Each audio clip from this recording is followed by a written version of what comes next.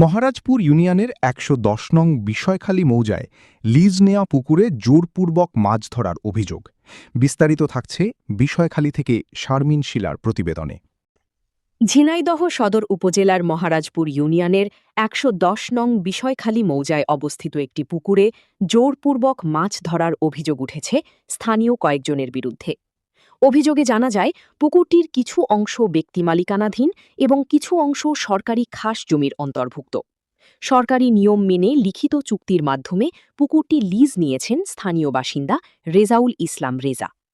স্থানীয় সূত্রে জানা যায়, দীর্ঘদিন ধরে রেজাউল ইসলাম রেজা পুকুরটি দেখভাল করে আসছেন এবং সরকারি অংশ থেকে যে লাভের অর্থ আসে তা এলাকার মসজিদ, গোরস্থান ও ঈদগাহের উন্নয়নমূলক কাজে ব্যয় করা হয়ে থাকে।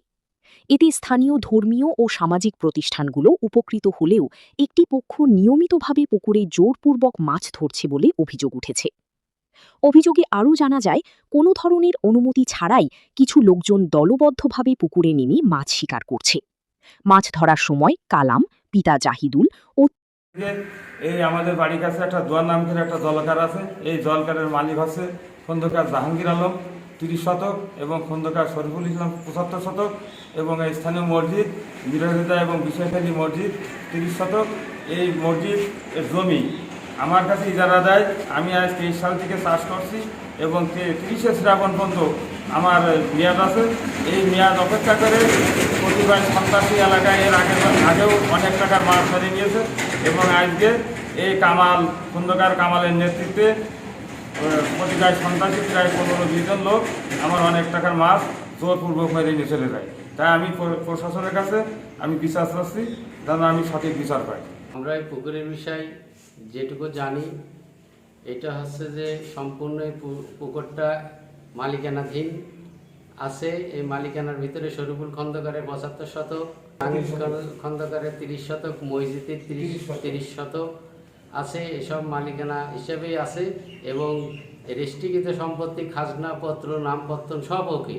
কিন্তু কিছু কতিপয় সন্ত্রাসীরা মাঝে মাঝে এই পুকুরটার উপরে হামলা করে। আমাদেরকে, আমি শরীফুল খন্দকারের জামাই, সেই হিসেবে রেজাউল ভাইয়ের কাছে ২৩ সালতে দেওয়া আছে। তিনি হচ্ছে গিয়ে তিনি মসজিদ এবং ঈদগার উন্নয়নের জন্য এই চাষটা করে সম্পূর্ণ এই ঈদগার কাছে দিয়েছে, ঈদগার উন্নয়ন করেছে এবং মাদ্রাসায় মসজিদেও তিনি দেয়, চাষ করে। ইতিমধ্যে আমাদের একটা চুক্তিবদ্ধ আছে, সেই চুক্তিবদ্ধ এবার শেষ হয়ে যাবে। সামনে আষাঢ় মাসে আমরা আবার মালিকানাধীন হিসেবে নিয়ে নেব। কিন্তু বারবার এই কিছু নেতৃত্বে অসাধু ব্যক্তির সাথে বারবার এই পুকুরটার উপরে ওরা আসে নিয়ন্ত্রণ নীতি। এটা আমার আপনার ভালোবাসার টিভি এসকে টিভি, গ্রামে কিংবা শহরে আপডেট নিউজ পেতে SK TV Facebook page visit করুন। এসকে টিভি থাকুক সবার হৃদয়, ভালো থাকুন, সুস্থ থাকুন, বেশি বেশি এসকে টিভি দেখুন।